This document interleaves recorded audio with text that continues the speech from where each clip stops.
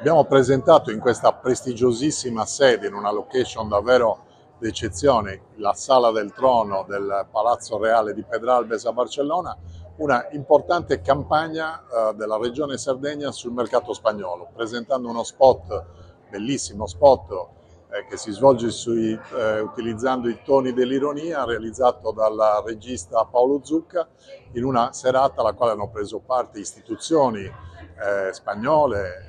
della nostra rappresentanza diplomatiche italiane,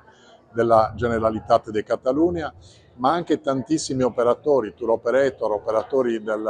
mercato turistico che hanno molto apprezzato una presentazione che ha messo in evidenza le relazioni, i rapporti storici che si sono realizzati in 4 secoli di presenza spagnola in Italia. Un'occasione per essere presenti su tutti i principali canali, questa azione promozionale che punta a valorizzare i 3 grandi obiettivi raggiunti in queste ultime settimane dalla Sardegna: avere la spiaggia più bella del mondo, avere 18 nuovi siti patrimonio dell'umanità dell'UNESCO ed avere ottenuto proprio qualche giorno fa, quale unica regione europea, il titolo di Best Destination in Travel per il 2026,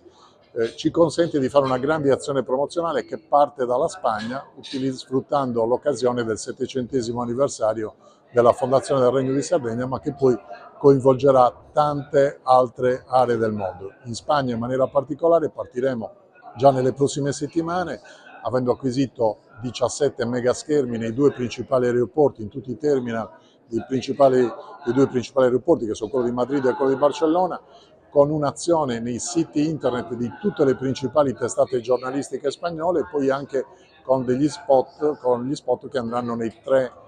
tra i principali canali televisivi spagnoli. Quindi un'azione che